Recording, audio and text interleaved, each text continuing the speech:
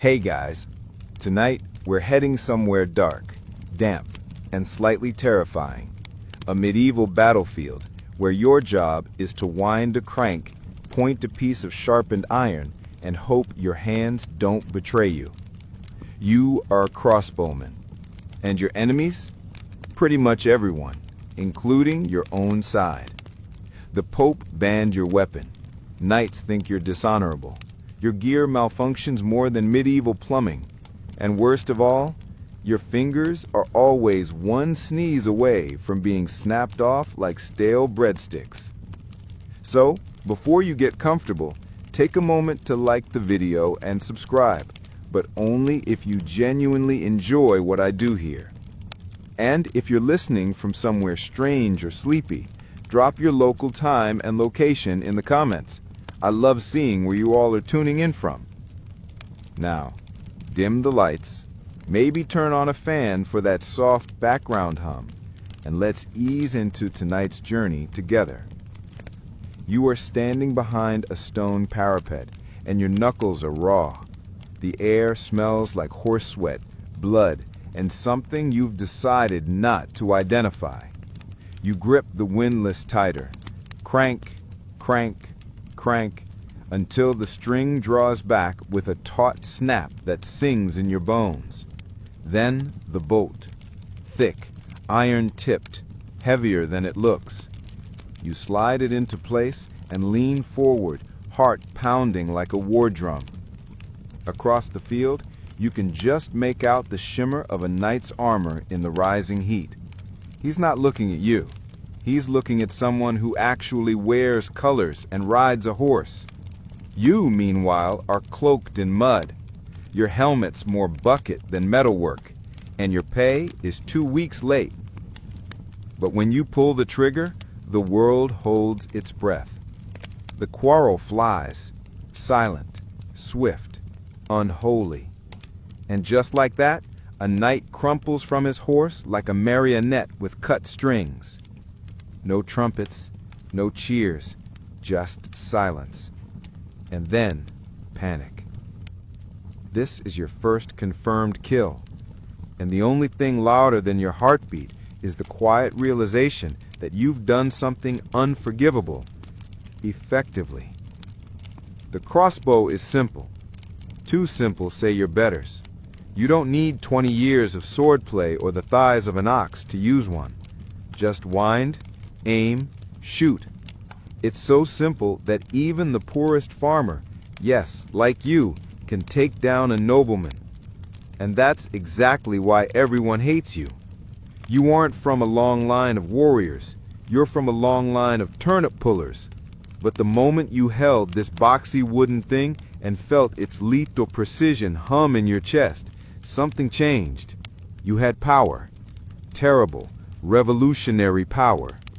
Historians still argue whether crossbows truly destabilized the feudal order or if that's just a convenient narrative. But what's not debated, that knights were scared. Visibly.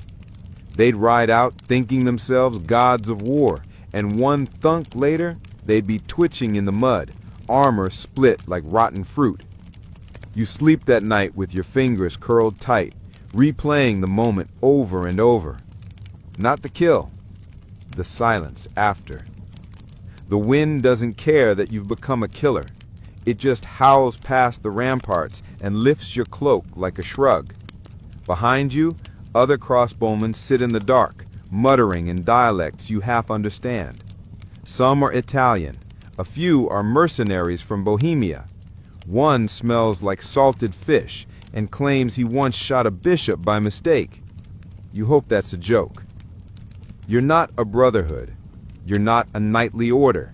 You're just function, and a dangerous one. The garrison commander doesn't like looking you in the eye. He eats with the swordsmen. The town priest blesses the cavalry before battle, but never your kind. He once called your weapon the devil's harp. You didn't correct him. It's quiet tonight. Too quiet. You reach for your crossbow, not out of fear, but habit, like a child reaching for a blanket. You run your thumb along the groove, checking the wood for cracks. One splinter could make the shot wobble. One bad string and it misfires straight into your own foot. Or worse, freezes in the cold and doesn't fire at all. You met someone once, just a skinny teenager, who tried to shoot during a snow squall. He forgot to warm his mechanism. The bolt jammed. The enemy didn't. They found his helmet 2 days later. No head inside. You pull your cloak tighter. Sleep will come, eventually, but not without the humming tension in your shoulders or the image of that night falling like a puppet with cut cords.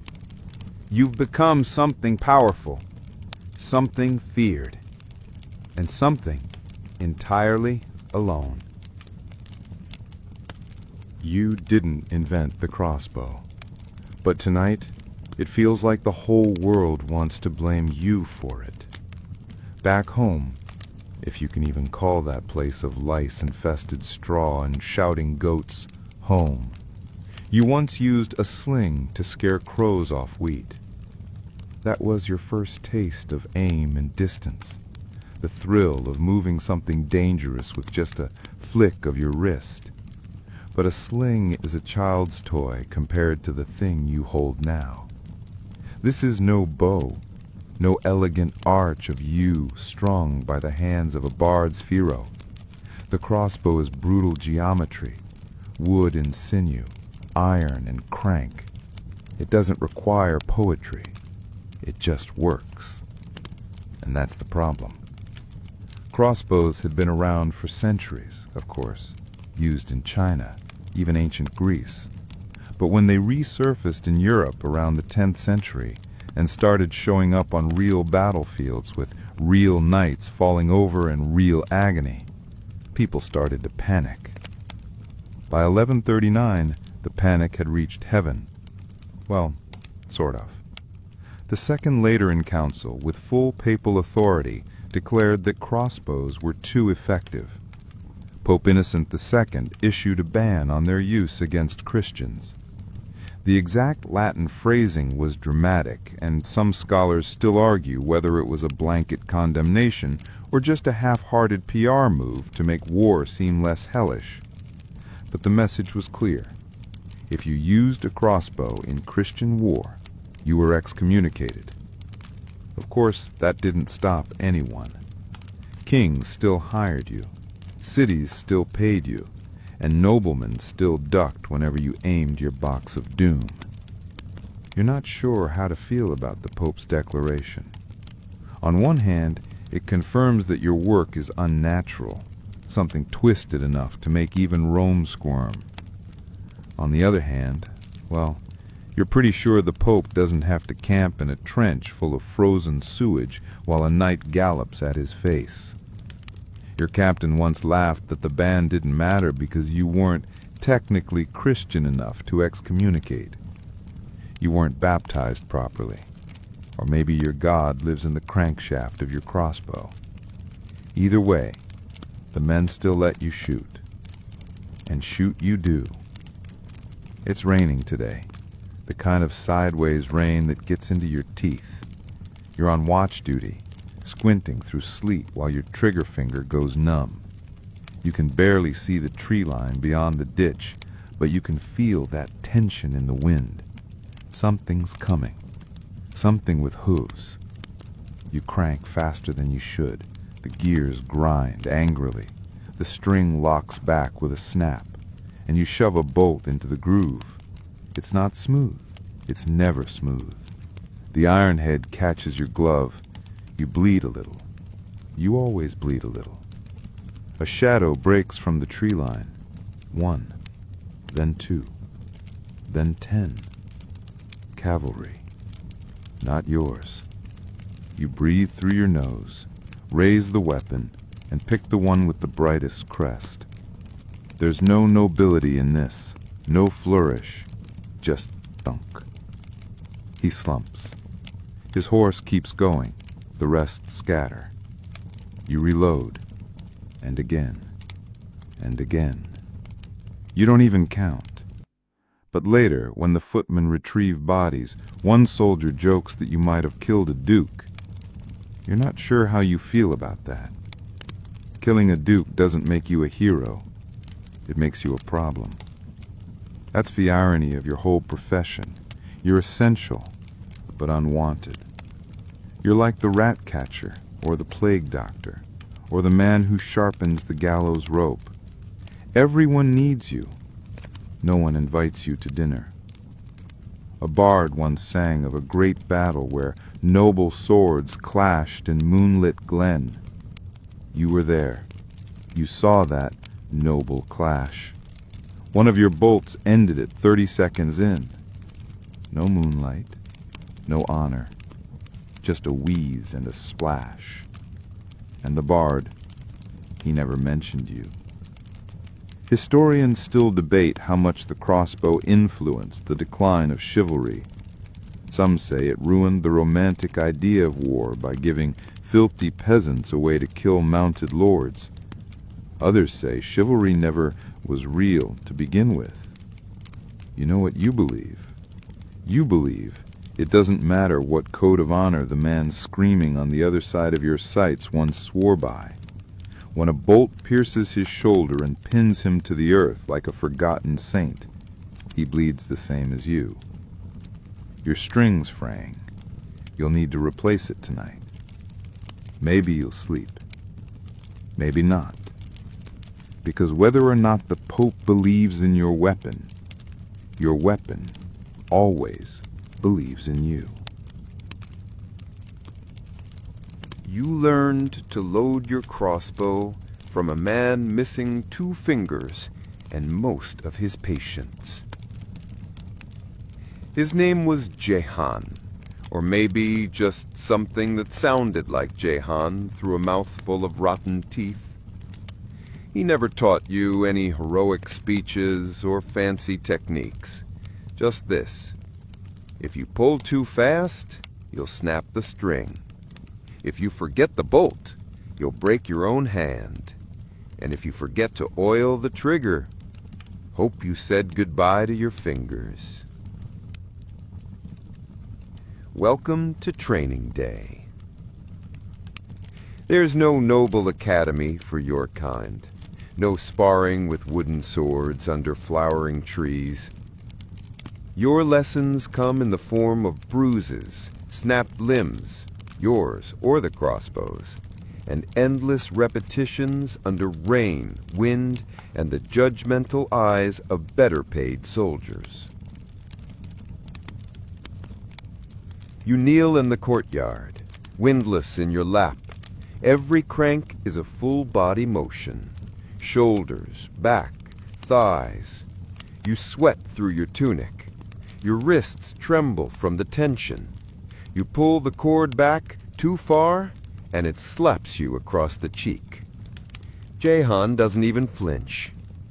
Better your cheek than your eye, he shrugs. You will learn that pain is a teacher, not a punishment. You'll also learn to carry spare bowstrings everywhere. Not just 1, 3. Drenched in tallow and coiled in a leather pouch like angry worms. The moment one snaps in battle, you've got about 8 seconds before you're useless. And useless in your job means dead. You start developing a sort of 6th sense, a twitch in your gut that tells you when a bolt will miss a line or a lever will stick. It's not magic, just repetition. Thousands of cranks, hundreds of shots. You become an extension of the weapon, not its master. But still, it bites. Ask any crossbowman over 30 to show you his hands. If he still has all his fingers, he's either very lucky or very new. Your palms blister and peel. Your fingertips are calloused and cracked. Your nails split from tension. There's a smell, too. Metal, pitch, blood that never quite leaves your skin. And when you dream, you don't see faces, you see targets, still bodies, moving shadows. One soldier calls it the shooter's ghost, another calls it the twitch. You'll learn to ignore it mostly, or drink until it forgets your name. Not that you can afford the good stuff. Crossbowmen aren't paid like knights. You don't get a horse, a squire, or songs. You get a cot that smells like soup, lice, and someone else's prayers, and rations so hard they could double as ammunition. You start to wonder, why not become an archer? Well, first of all, longbows require years of training, literal years. They warp your body, your spine curves, your shoulders thicken unevenly. Archers look like someone started drawing a man and gave up halfway through. Crossbows, meanwhile, you can train someone in a week, 2 weeks if they're stubborn. The learning curve is steep but short. That's why cities love you. That's why nobles fear you. Historians still debate whether crossbowmen were ever truly respected by the armies they served. Some records suggest they were given frontline honor and proper burial rites. Others claim they were often treated like disposable tools, used up and discarded with the rest of the siege debris. You suspect the truth is somewhere in the middle. You're feared, but only until someone needs to make space in the cart. Jehan tells you a story once, after wine of course, about a guy who accidentally fired his bolt while half cranked. The steel string snapped upward and took half his scalp with it. They say he lived another hour trying to reload with one hand and no vision. You laugh. You shouldn't. Because the next day, a boy in your unit forgets to latch the stirrup. The recoil knocks him backward off the wall. You don't find the body for 3 days. No one writes songs about this job, but you learn the rhythm all the same. Click, crank, load, aim, breathe, release. Jehan eventually disappears. Maybe drafted somewhere else. Maybe buried in some trench where the windlass rusted in his hands. But his words stay. If it jams, don't panic. If it breaks, fix it. If it kills you, well, at least it wasn't a boring life. You carry your weapon like a limb. Not lovingly, more like a joint that aches before a storm.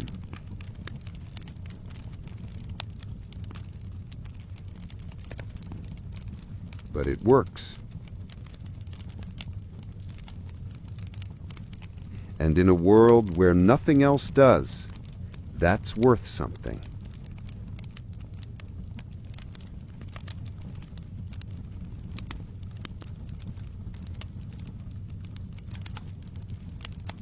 Armor doesn't scream when a bolt hits it. It rings, like a bell struck in a cathedral.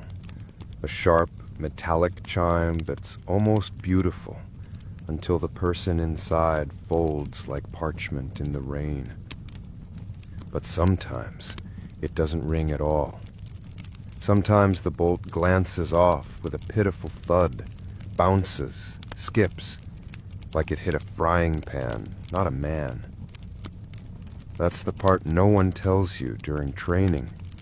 Armor lies. You once saw a knight take a bolt to the breastplate, laugh, and ride straight through a column of foot soldiers like a god in tin. And then later that day, watched a baron's cousin fall to a bolt that barely touched his pauldron. Historians still argue whether crossbows could reliably pierce full plate. Some say yes, especially at close range with a good draw weight. Others insist that's a modern exaggeration, romanticized by books that hate knights. You're not a historian. You're a guy who loads a piece of wood and iron and hopes it doesn't betray you. One time, it did. It was during a siege. You were positioned above the gate, ankle deep in slush. Visibility was low. Your gloves were soaked. You just cranked the string, tight, humming like a wasp, and set the bolt. Your target? A knight dismounting below, fumbling with his visor like it was a tavern door. Perfect shot. You aimed, you breathed, you fired. The bolt clanged off his shoulder and vanished into the snow. He looked up. You locked eyes. Then he pointed, and 4 footmen came sprinting. You didn't stay to see what they wanted. You ran, stumbled, dropped your windlass. For 3 days, every knock on your tent flap made you flinch. You started chewing birch twigs to calm your nerves. You bit one clean in half during a thunderstorm. The thing about being a crossbowman is that your weapon's supposed to feel inevitable, impartial, like death from above. But the moment it doesn't work, the illusion breaks, and all that's left is you, alone with your very visible face. Another time, your friend Louis took a shot from the tower. Beautiful draw, textbook aim. The bolt zipped through the air like a judgment. And then, nothing. No hit, no bounce. He looked confused. Turns out it had split mid-air. The head flew one way, the shaft another. The string was slightly frayed. He'd ignored it that morning. That was the last thing he ever ignored. They found him slumped near the wall later, still gripping the handle like it owed him an apology. You see, knights get second chances. Their armor forgives them. They can lose a duel and crawl away, write it off as gallantry. You don't get gallantry. You get gravity. You get one shot, and if that bolt misfires, skips, or breaks, your legacy becomes a cautionary tale. Quirky detail? Some crossbowmen in Genoa believed whispering to their bolts before battle improved accuracy. You tried it once. Whispered your mother's name. It hit a mule. You never tried again. The engineers tell you it's all about physics, tension, leverage, draw weight. But you've seen 2 identical shots do wildly different things. There's something else at play. Luck? God? Wind spirits? Or maybe armor has a secret grudge against you. You start keeping track in your head. Which helmets dent, which breastplates split, which shields crack clean through. You create a mental library of death potential. Most of it's useless trivia. Some of it saves your life. You also start noticing how other soldiers look at you. Not with respect, with suspicion. To them, you're not brave. You don't charge. You don't bleed honorably. You stand behind the wall and do math. They call you the crank rat. They mean it kindly. Probably. You eat alone more often now. You sleep with your crossbow under your bedroll. You oil the trigger twice a day just to feel like you still control something. Sometimes you dream about that shot, the one that bounced. It replays over and over, except the knight always looks up and climbs the wall like a spider. He never speaks, just raises his sword, slow as dawn. When you wake, your hands are fists. Your teeth hurt. And your crossbow is still there, silent, waiting, like it's daring you to try again. You do, because the next shot might ring true. The church doesn't like you. That much is clear. Not just because your weapon is banned by divine decree, but because every time a priest sees you, he makes the sign of the cross twice, once for himself, once for whatever poor soul you're about to shoot.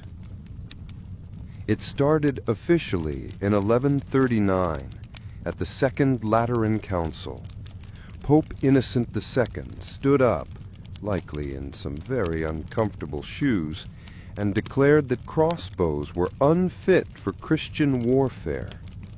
They were fine for heretics, Saracens, and anyone not baptized under the right flag, but against Christians?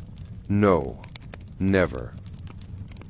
So now you're a walking contradiction, employed by Christian kings to defend Christian lands using an unchristian weapon. The hypocrisy smells thicker than the trench latrines. Your fellow soldiers joke about it sometimes. One archer once snorted, "If God wanted you to kill nobles, he'd have given you better aim." He got a bolt lodged in his wine jug that night. You say it was a misfire. The clergy, though, they don't joke.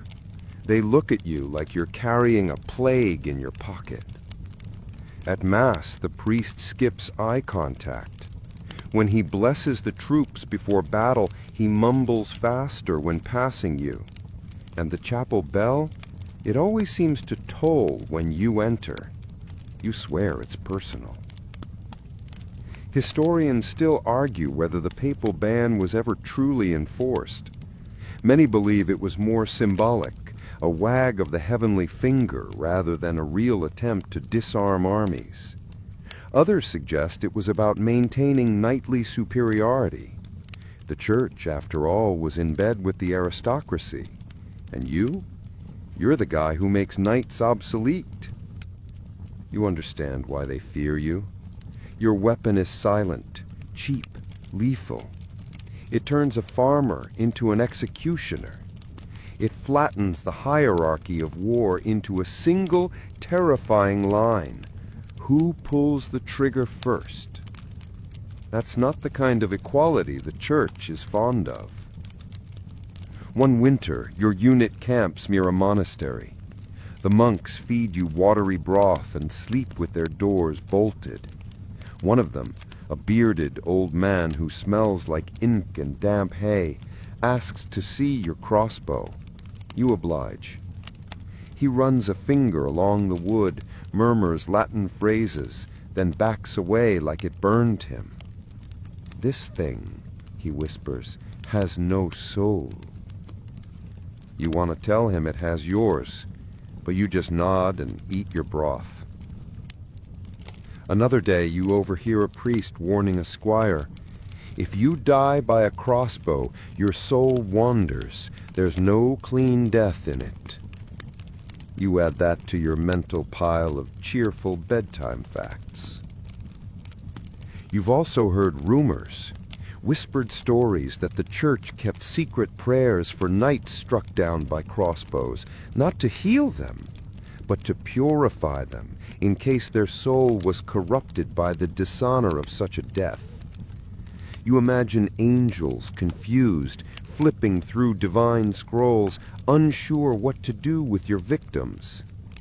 There's even a strange superstition among some battlefield priests. If a man is shot by a crossbow, his armor must be buried with him, or else the wound will never close.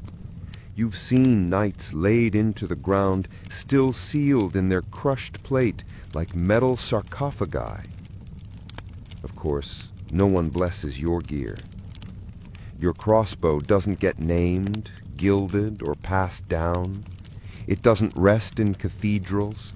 It lives in a sack, smells like oil and mildew, and if it ever ends up anywhere after your death, it'll be in a pile of looted junk or snapped over a wheel. That's your future.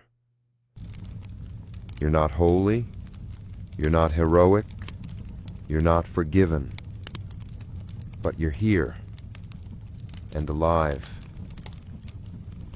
The funny thing is, some of the younger priests come to you at night in secret. They ask what it feels like to fire a weapon the church condemned. One even confesses that he tried it once, years ago.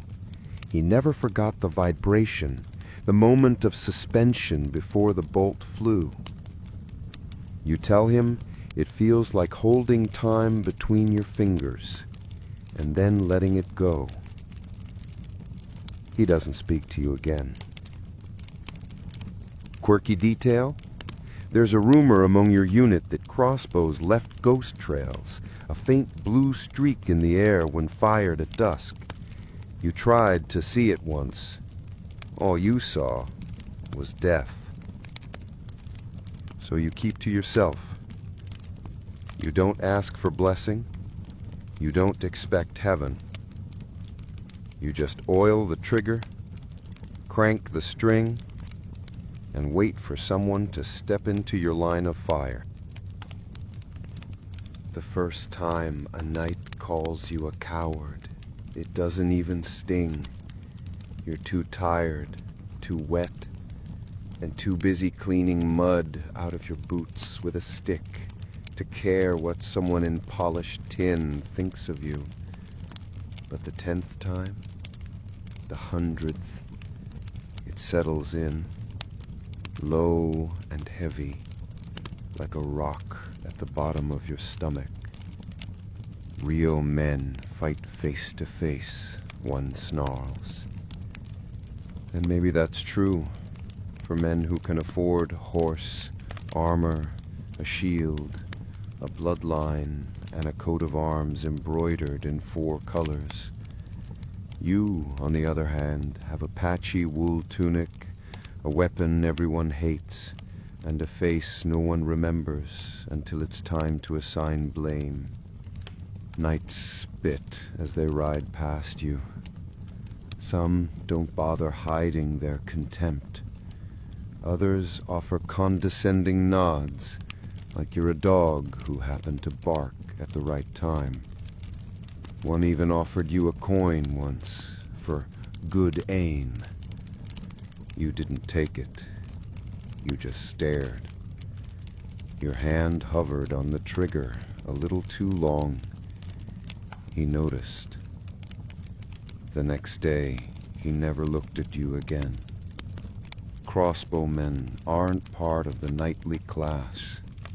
You're not included in the evening tales of valor or the post-battle songs sung by drunk minstrels. You're not described as valiant or noble. You're called effective, efficient, utilitarian. You're not a warrior. You're a tool. And tools don't get glory. Tools get used. Historians still argue whether this class divide between knights and ranged soldiers was born of genuine strategy or pure snobbery. Some say the nobility simply didn't understand the value of ranged warfare until it started unseating them. Others argue it was about control. A knight is loyal, trained, expensive. A crossbowman is cheap and dangerous. You're the blade that doesn't answer to a scabbard. The truth. They fear you because you don't fight by the rules. Because you don't meet them in the open. You shoot them from towers, behind crenellations, through murder holes. You don't engage. You end. And that's not war. That's cheating. One night, not long ago, confronted your unit after a skirmish. His brother had fallen. A clean bolt to the throat, through the male coif, probably yours. He called it dishonorable. You don't even see their eyes, he spat. You wanted to reply that you do. You hear it every night. But you didn't say anything. You just cramped the string again, slow and steady, until the tension hummed through your arms. You don't hate knights, not really. Sometimes you even pity them. They ride into battle with polished armor, feathers, cymbals, and songs. You go in silent, dirty, tired, a ghost in rags. But somehow, when the bolt lands true and the night falls, no one blames him for dying. They blame you for killing. There's something unfair in that. One time you were forced to fight alongside a squad of cavalry, real nobles with clean teeth and even cleaner swords. You all took refuge in a burned-out chapel. A knight, young, sunburnt, far too confident, leaned against the altar and asked what it felt like to sit out the real part of war. You didn't answer. You were too busy replacing your bowstring. You remember the sound it made, like a tendon being twisted. The knight flinched. That night, he asked if he could try your weapon. You handed it over. He couldn't even crank it.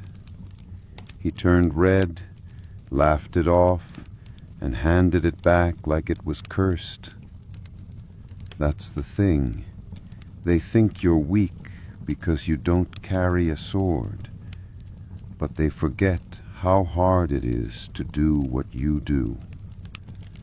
Your hands are stronger than theirs.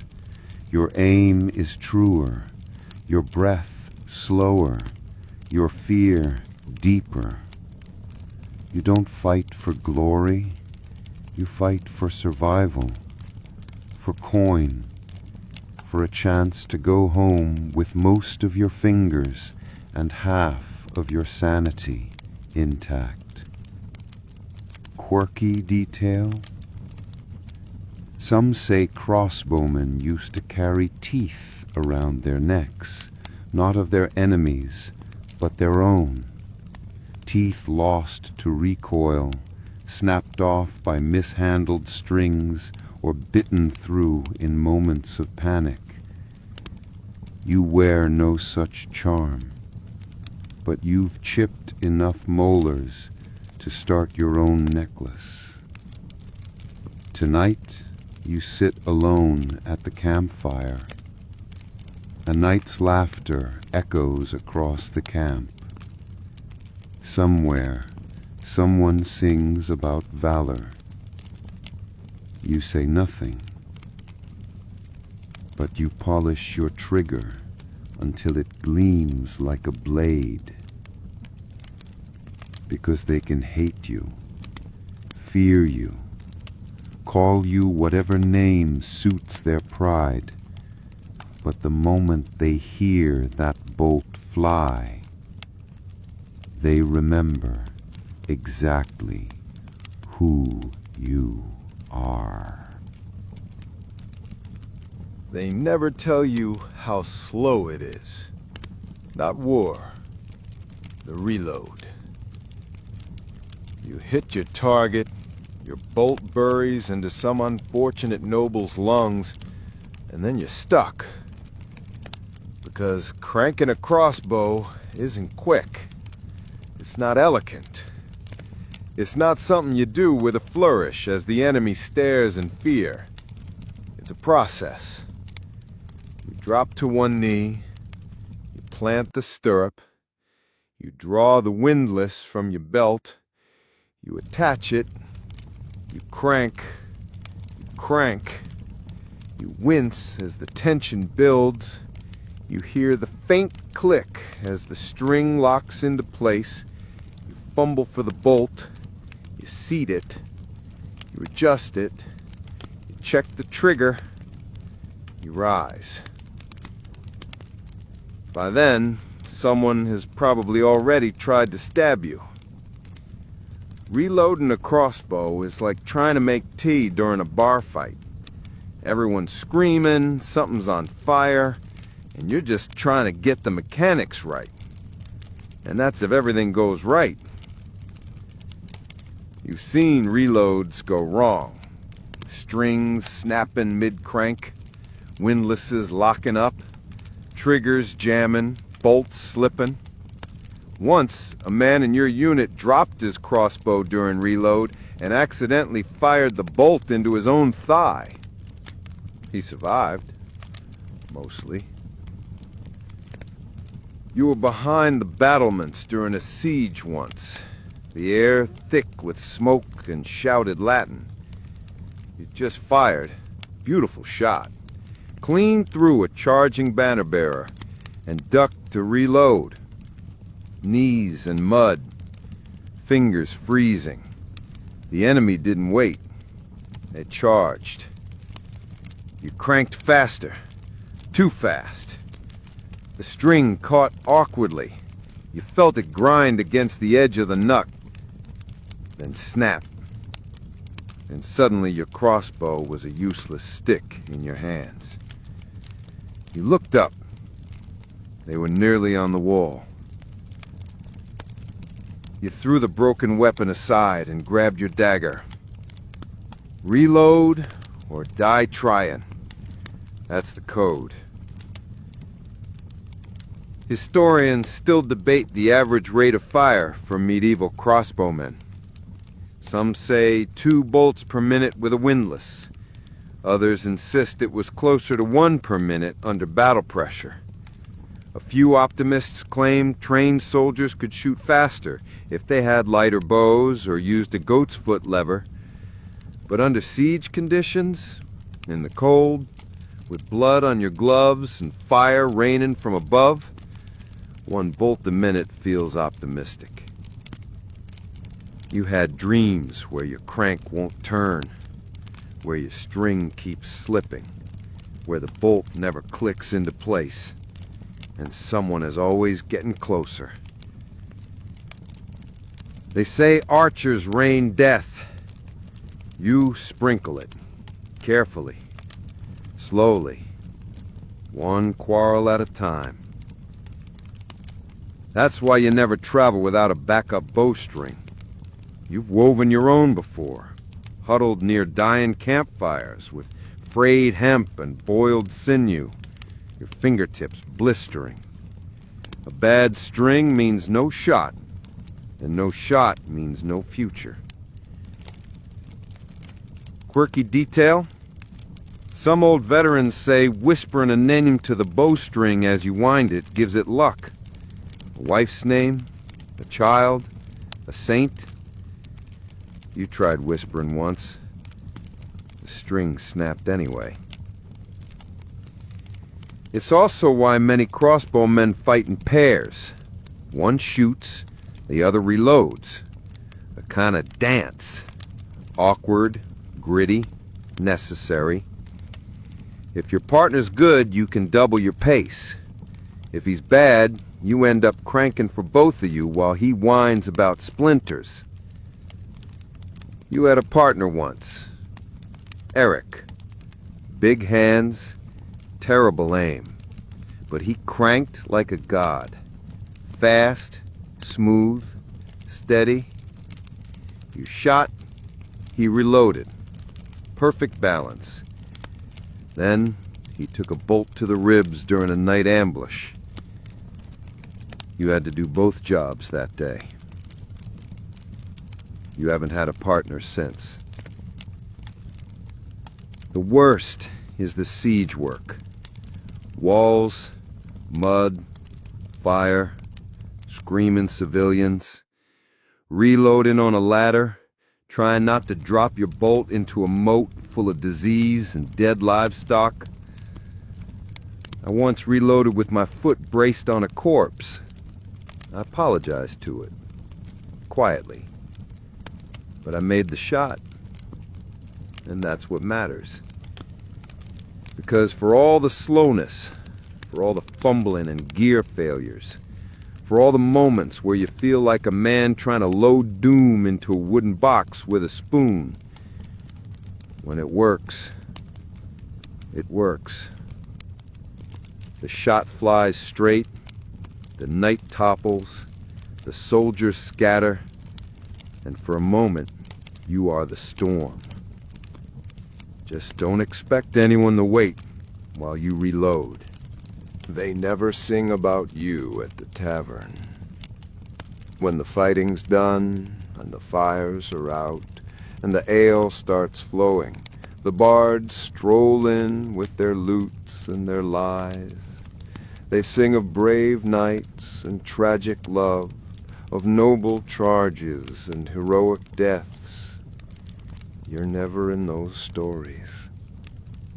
Because crossbowmen aren't heroes.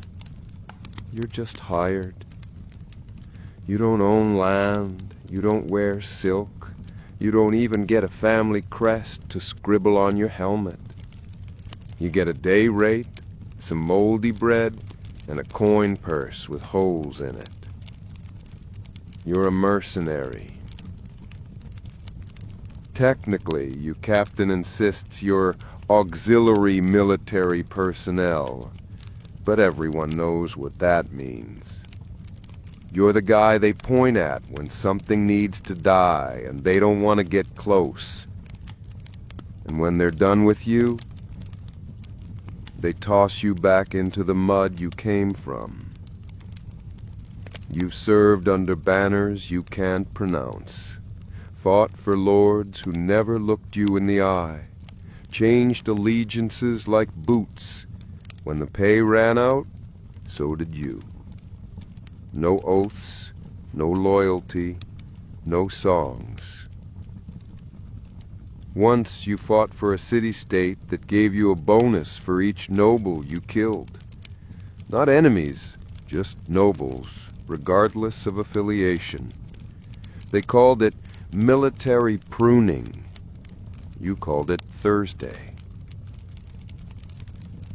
Historians still argue whether crossbowmen were truly mercenaries or just low-tier soldiers in an increasingly professional army. Some documents label you as contracted freelancers. Others just use the word scum. But coins don't care about terminology. Your hands are calloused from the crank. Your shoulders ache. Your boots never dry. But when the paymaster opens his ledger, your name's on the list. Just below the mule drivers, just above the latrine diggers. You once asked for extra coin after defending a keep for 48 straight hours. They said no. Said your rate was fixed. So you took your crossbow and walked. They replaced you with a boy. He lasted 2 hours. The truth is, you don't fight for glory. You fight because it's the only skill you have that people will pay for. The moment you stop shooting, you stop eating. You met a knight once who said, "I fight for honor." You replied, "I fight for lunch." He didn't laugh. Neither did you. Quirky detail? Some crossbowmen in the Italian city of Pisa were paid partially in bread and wine, but only after successful kills. One commander famously withheld rations until 5 bolts hit enemy targets. You're not saying Pisa had the worst food policy, but you're also not saying that. Your gear isn't shiny. Your armor is mismatched. You sew your own tunic, patch your own boots, sharpen your own bolts. No squire, no groom, no bath. You travel light. One crossbow, one sidearm, one bag of tools, and a small pouch with flint, thread, and whatever keeps you from going entirely mad. A tin whistle, a sketch of your sister, the tooth you lost in that brawl in Lyon. You're a man made of routines. Oil the string, count the bolts, check the lever, sleep one eye open. Don't ask questions. Once, a lord's servant tried to offer you a fancy cloak after a battle. You wiped your hands on it, gave it back. Too soft. Wouldn't last a week. You know what lasts? Wood, iron, grit, spite, and silence. Because when you're gone, they won't write about you. They won't etch your name in church marble. No one will whisper about the crossbowman of the North Wall in 100 years. You'll be a footnote, if that. But maybe someone will walk past the old battlements one day and find a dent in the stone. They'll ask, "What made that?" And someone might say, "A bolt." And maybe, just for a second, your ghost will nod, because you were there, and you did the job. You don't look people in the eye when you kill them. It's not personal. It's practical. You fire from behind stone, from rooftops, from slits in castle walls barely wide enough to fit your elbow. You crouch in shadows and watch people fall without knowing your name. That's how you survive. And that's how they die. You're not brave. You're not showy. You don't shout challenges or blow horns. You don't even wear colors half the time. You're the ghost behind the parapet, the shadow that ends the charge. Your bolt doesn't just wound, it ends. That's the entire point. There's a quiet horror in it, a stillness. You shoot, and for a moment it's like time breaks. You see the bolt fly. You see the shape crumple. And then nothing. No scream. Just collapse. You killed a man once who was laughing. He was drinking from a flask, gesturing with a sword, telling some crude story to his men. You lined up the shot because your captain said he looked important. The bolt hit him mid-laugh. He dropped so fast it looked like someone yanked a puppet string. His men didn't even notice at first. You can still hear the start of his sentence. Sometimes it finishes in your dreams. You've developed a rhythm to it now. The breath before the shot, the exhale after, the distant thud, the moment of silence before your brain catches up. Quirky fact: some crossbowmen used to chew willow bark before battle, not for pain, but for calm. They said it steadied the nerves, dulled the ghosts. You chew it too. Doesn't help much. But it gives your mouth something to do while you wait. The worst part isn't the shooting. It's what comes after. The silence. Because once you fire, you can't take it back. The quarrel is gone. Someone's fate is decided, and you just sit there. Cranking again. As if nothing happened. Sometimes you wonder what they looked like. The ones you never saw. The ones who fell behind trees, or under shields, or in ditches. You wonder if they had songs, families, pets, favorite colors. You think about these things more than you should.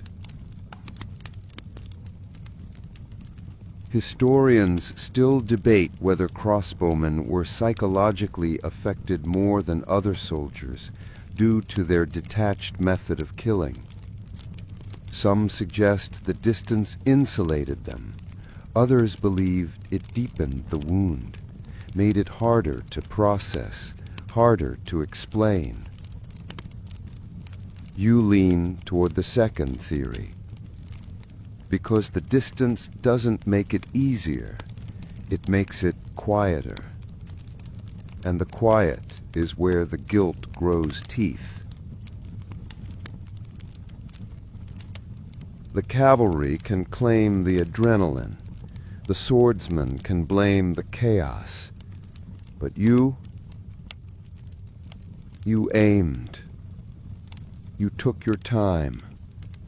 You chose. One winter night, you found a pendant on a fallen soldier.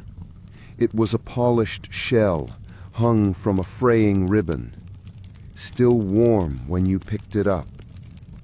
You didn't know if he'd been yours. You kept it anyway. You don't keep trophies, not really, but that shell, you carry it in your belt pouch, not to remember him, just to remember. Because when you kill from the shadows, it's easy to forget that people bleed in color. One of your comrades once said, "It's not killing, it's removal." He doesn't talk much anymore. You tried confession once. A small chapel outside Bordeaux. The priest wouldn't listen, said your sins weren't sins, they were tools of policy, said you had nothing to confess if you were obeying orders.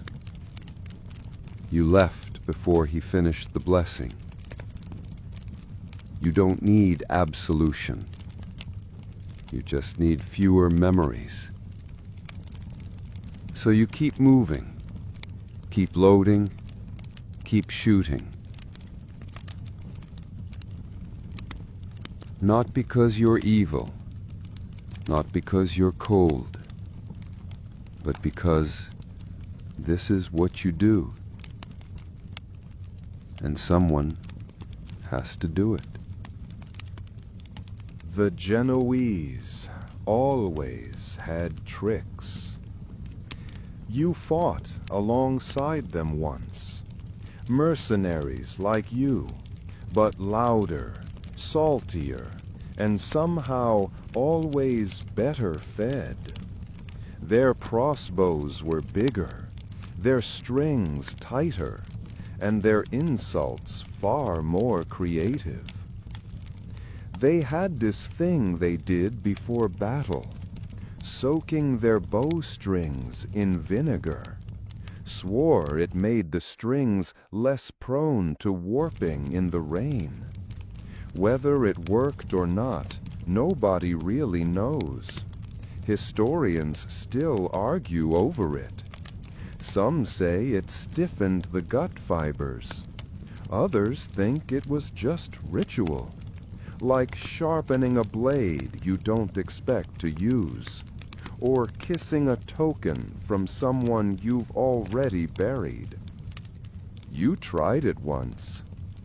The string smelled like salad, but it did hold tension better. You fought with the Genoese during a siege near the coast. The city had a wide wall, treacherous wind, and too many flies. The kind of place where death arrived before breakfast, and you had to boil your water after drinking it. The Genoese were different from your usual crowd. Confident, flashy, wore little silver charms, painted their bolts with red stripes. One of them carved tally marks on the stock of his crossbow, like he was counting friends, not kills. They laughed a lot, until the wall fell. The enemy breached on the third night, screaming through the smoke, up the hill, over the corpses of their own comrades. You and the Genoese were posted at the gatehouse. You fired until your fingers bled, until the quarrels ran out and the string stretched like wet rope. Then you fought with knives. One Genoese fell beside you. His hand was on his bolt pouch, like he still believed he could reload fast enough to matter. You didn't know his name. He had red stripes. That's all you remember. That and the vinegar smell. Quirky detail? Some Genoese units used rotating crossbow drums, primitive, awkward devices that allowed for 2 or 3 shots in quicker succession. Heavy, prone to misfires, but impressive when they worked. You saw one jam and explode in a man's arms. He was fine. His crossbow was not. You learned something from the Genoese. Fear can be stylized. They treated war like a theater performance. If they were going to die, they'd do it with flair. Colored bolts, bandanas, pouches stitched with saints. They decorated their weapons the way knights decorated their shields, except their saints were closer to thieves than angels. One even tied a garlic braid to his crossbow. Against evil spirits, he said. It worked, unless the spirits had swords. After that battle, you kept a little clove of garlic tied to your pack. Not because you believed in it, because it reminded you that you weren't the only one trying to survive with style.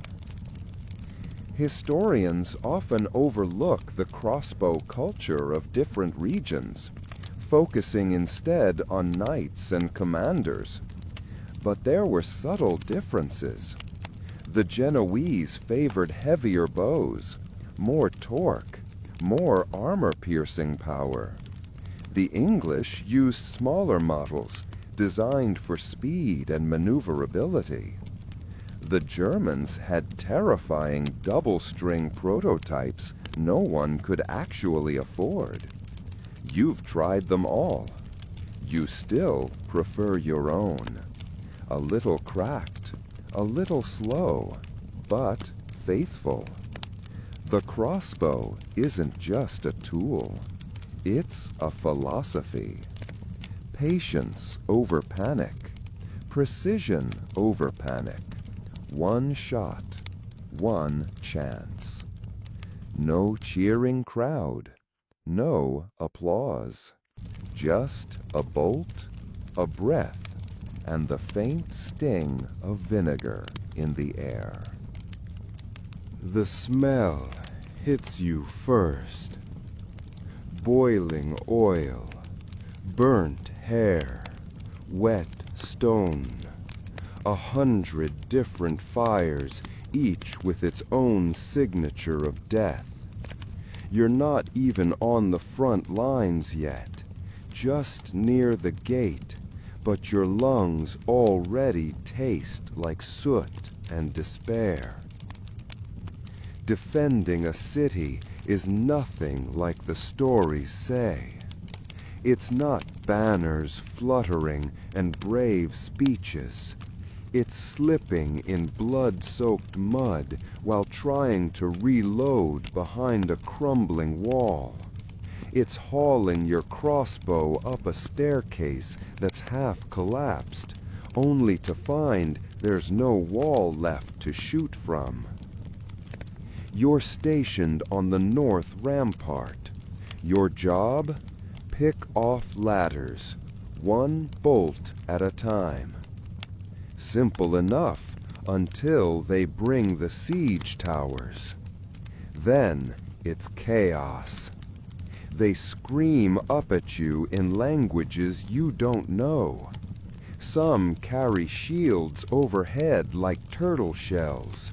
Others just sprint with ropes and desperation. You aim, breathe, fire. One ladder falls, then another. But for every one you stop, 2 more rise.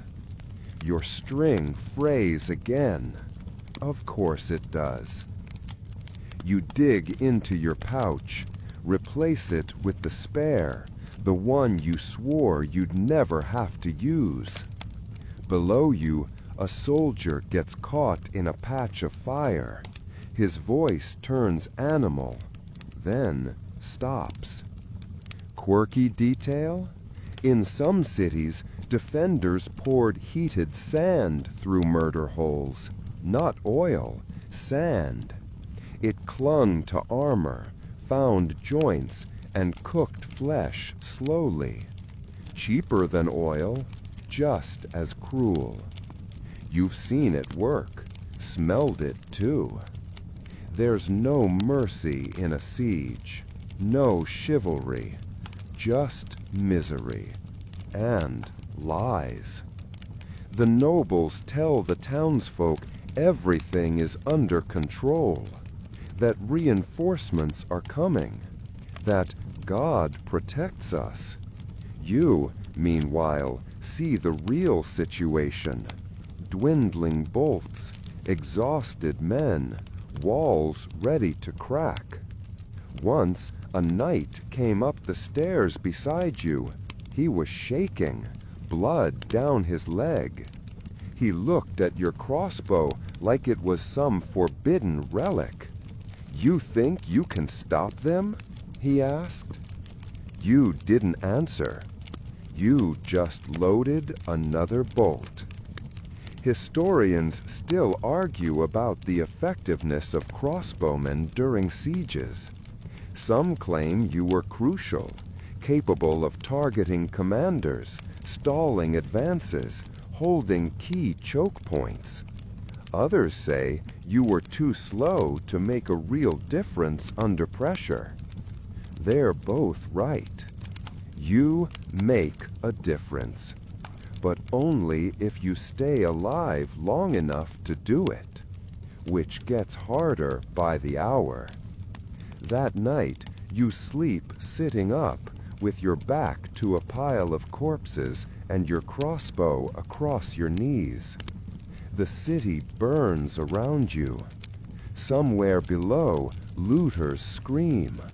Somewhere above, the chapel bells have stopped ringing. You find a scrap of bread in your pouch, so hard you could carve your name in it. You eat it anyway. There's a joke among crossbowmen. A good siege ends with you alive and your crossbow retired. So far, you're only halfway there. By morning, the walls are holding, barely. The ladders are gone, the towers stalled. Your knuckles are raw and your arms gone numb from cranking. But you're still here. You check your bolt pouch. 4 left. Enough for another day. Maybe. But the truth gnaws at you. No matter how good your aim, how steady your breath, or how strong your crank, they always come back. More ladders, more men, more screams. Your work is never done. And your reward?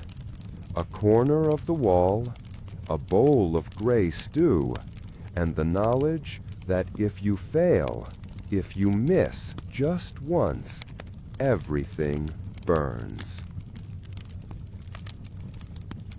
You're never the statue. After the battle ends, when the corpses are burned or buried, when the nobles dust off their armor and write letters to their cousins, you vanish. No one carves your face into a church column. No bard rhymes your name. The scribes jot down the victory, the names of the commanders, the number of horses lost, maybe the shape of the battlefield. But not you. Never you. You once saved a castle with 1 bolt. No exaggeration. It was a night siege. Low moon, fog thick as wool. The enemy had breached the lower gate. The Lord had fled. The defenders were scattered. And then you climbed the bell tower, crossbow strapped across your back like a relic. You aimed down into the courtyard and waited. And when the enemy captain stepped forward, his armor glinting in torchlight, shouting orders, you didn't hesitate. The bolt hit clean, through the throat. He dropped like an extinguished lantern. The assault crumbled in minutes. The troops panicked. The ladders fell. The gate was retaken. The next day, the captain of the guard declared a miraculous intervention. He said the castle had been saved by divine will. You said nothing. You knew better. But when they erected a statue to commemorate the defense, it was of Saint Michael slaying a demon, not you. You weren't even invited to the unveiling. Historians still argue whether crossbowmen received proper honors. In Genoa and Flanders, some were granted pensions, even named in city records. But in most places, you were paid, maybe thanked, then forgotten. And statues don't get built for men who kneel in the dirt and crank quietly. There was one old man who carved tiny wooden soldiers. He came to camp once, selling them for half a coin each. You asked if he had any crossbowmen. He frowned. Too boring, he said. You bought one anyway. Quirky detail? In some regions, knights refused to be buried in the same cemetery as crossbowmen. They claimed it polluted the soil of honor. One noble even ordered his tomb be raised 10 feet above ground, so he wouldn't lie beneath the feet of a cranker. You hope your feet haunt him. You fought in sieges, skirmishes, ambushes, and open fields. You've killed men you didn't hate and spared men you probably shouldn't have. You've eaten rats, slept in swamps, pulled splinters from your palms that were longer than your thumb. And for what? So the world could move on without your name. One time, a child in a village asked you what you were. "Are you a knight?" he said, eyes wide. You shook your head. "I'm something else." The boy didn't understand. Neither do most people. You're not a knight, not a lord, not a peasant exactly. You're something in between, a hired shadow, a quiet hinge on the door of history. They write songs about the sword, but you were the reason it fell. Snow is the worst. Not because of the cold, though that's bad. Not because of the numb fingers or the way your breath turns to fog the moment you exhale. It's the silence. Snow makes everything quiet, too quiet. And when your crossbow misfires in the snow, it feels like the world itself is judging you. It happened during a winter skirmish near the borderlands. You were stationed on a hilltop with 4 others, watching a frozen valley wrapped in wolfskins that smelled like regret. The enemy had been spotted moving through the pine forest. Small group, maybe scouts, maybe worse. You hadn't slept in days. The bowstring was stiff. You knew it. Should have warmed it more. Should have re-oiled the mechanism. But your fingers were already stiff. Your breath was catching in your chest like kindling, and the snow was falling heavier by the minute. So, when the shadow emerged from the tree line, tall, armored, alone, you did what you were trained to do. You cranked, you aimed, you fired, and nothing happened. A click, a dry, pathetic click. No recoil, no hum, just the silence of a machine that no longer loved you. The figure turned. You locked eyes. Historians still debate whether cold weather truly affected medieval crossbows that drastically. Some claim the sinew strings would shrink and stiffen. Others insist it was simply poor maintenance. Either way, in that moment, you knew one thing for certain. You were going to die. Except you didn't. The figure, perhaps startled by your raised weapon, hesitated. Just enough for your comrade, blessed be his twitchy instincts, to let loose a bolt of his own. The target dropped.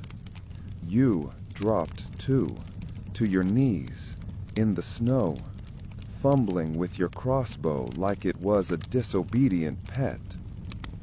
You fixed it eventually, rewarmed the string, reset the trigger. But something changed that day. You started talking to your weapon more often, not kindly, but like an old friend who sometimes forgets to answer the door. You also began carrying a candle stub in your kit, just enough to warm a string on a bad day. It smells like tallow and smoke and superstition, but it's kept you alive. You never again trusted your crossbow in silence. Quirky fact: some soldiers believed snow had listening spirits, ancient ghosts drawn to the hum of tension and fear. You've seen men pause before a shot just to whisper an apology to the wind. You whisper nothing, but you do clench your teeth before every winter shot. Snow shows no mercy.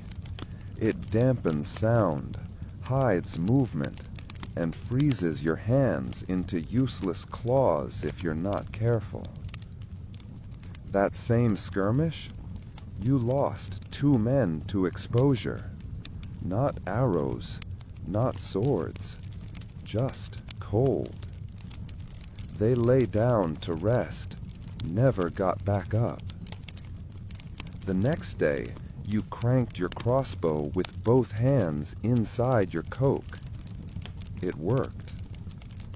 But you never forgot the silence of that misfire, the way it echoed through your spine, the way you felt seen, not by the enemy, but by fate. You tell yourself it was just the weather, just bad timing, just a glitch in the gear. But in your dreams, the figure always turns faster. And you never have time to crank. Montsegur was supposed to hold. That's what they told you when you were hired. That the citadel was impenetrable, the walls carved straight from the bones of the mountain, the defenders fanatical and fierce. You believed them because the pay was good and the climb was brutal, and things that high up always feel safer. But nothing holds forever. Montsegur was a fortress of the Cathars, heretics, some said. Saints, said others. You didn't care. You weren't there for theology. You were there for coin and a place on the wall with a clear line of fire. It was a siege of smoke and silence. The attackers never charged. They waited, cut off supply routes, let hunger and frost do the work. Every few days, a body was dumped over the cliff. Enemy or ally, it didn't matter. Death rolled downhill. You stayed because your feet were too cold to leave, and because the bolt pouch was still half full. One morning, the sun rose red, the kind of red that makes you think something's gone wrong in the sky. The enemy began building wooden towers on wheels. They did it slowly, mockingly, like time was their ally, and all you could do was watch and shoot and shoot and shoot.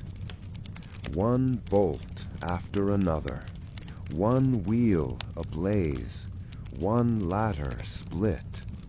But they kept coming. Historians still argue whether the final assault on Montsegur was tactical brilliance or simply starvation with a drumbeat.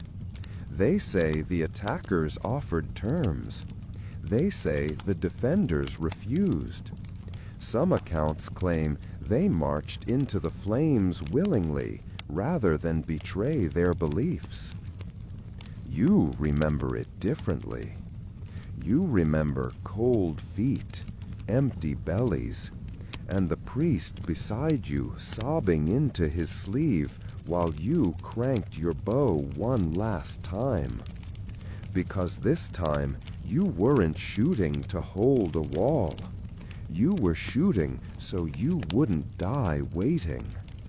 You hit a commander, maybe. He wore a red plume, dropped with a surprised noise like a rooster strangled in a barn. But it didn't stop them. They swarmed up the ladders. You fired again, your last bolt. Quirky detail? Some defenders of Montesegur wrapped their crossbows in cloth during the final night, not to silence them, but to comfort them, like bedding down a faithful dog before the storm hits. You did the same. You wrapped yours in your spare tunic, set it against the wall, didn't want it breaking in the chaos. Then you drew your knife. They breached before noon, and the mountain wept. They say 100 were burned alive at the base, Cathars, soldiers, scribes. Some walked into the fire, some were pushed, some, like you, simply vanished in the smoke. You don't remember leaving, but somehow you did. Crawled down the mountain, hid among trees, spent 2 nights in a cave with a cracked tooth and a crossbow too damaged to shoot. You never returned for your coin. You never asked for a monument, because Montesegur was supposed to hold. But nothing holds forever. Not walls, not strings, not even men. You always knew how this would end. Not in a hall of gold, not on a war horse to thunderous applause. You were never meant to be remembered. You were a name scratched on a pay ledger, a pair of eyes behind a wall, a shadow that breathed once and vanished. And yet, here you are, one last bolt in your pouch. You sit on a low wall overlooking a valley that no longer matters. The war is done, or at least your part in it is. You've walked away from more camps than you can count, from captains who never learned your name, from cities that forgot your face before the gates even closed.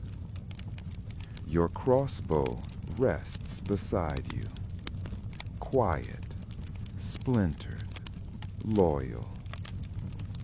The string frays at the edges like old parchment. The trigger groans when pulled. It smells of sweat, oil, and something more subtle. Regret, maybe. You don't shoot anymore. Not because you've lost your aim, but because you've lost your need. There's no one left to shoot. You pass by a church once, a real one. Stone bell tower, moss on the roof, birds nesting in the broken cross. You step inside, no service, just silence. And statues, knights, saints, martyrs. You look for your kind, the crankers, the ghosts in the shadows. But they're not carved here. They never were. So you kneel, not to pray, but to rest your back. A boy cleaning the floor stares at your crossbow. His eyes go wide. "Did you use that in war?" he asks. You nod. "Were you a hero?" You shake your head. "I was useful." He doesn't understand, but he nods anyway. Maybe one day he will. Quirky detail. Some old soldiers buried their crossbows upright in the ground when they retired, so the next traveler might find it and wonder who once stood there. You like that idea. So one morning you dig, not deep, just enough.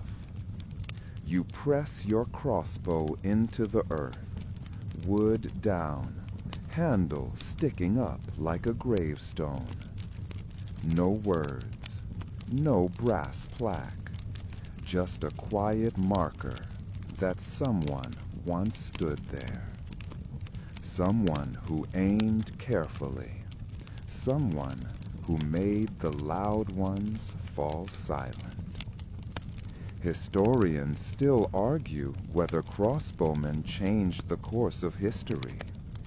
You know they did, because you were there, behind the wall, cranking, breathing, waiting, changing everything, one quarrel at a time. The hill is quiet now. The sky blushes faintly with the coming dusk, and the wind moves through the grass like a whisper you almost recognize.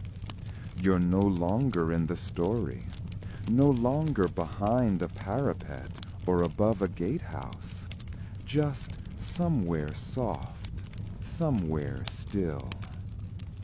Let it fade now. Let the iron tension in your shoulders melt away. There are no more strings to wind, no more targets to mark, no more names to forget. You've done your part, not for glory, not for sainthood, but for the simple, quiet satisfaction of being steady when everything else was falling apart. Feel the weight lift from your chest, the crank fall still. The snow, the screams, the fog of old sieges, let them drift out of reach. They were never yours to carry forever. You are not a statue, but you were a shape in the world that mattered, even if only for a moment. Even the quiet ones leave echoes. So sleep now, in the stillness behind the story. You've earned it.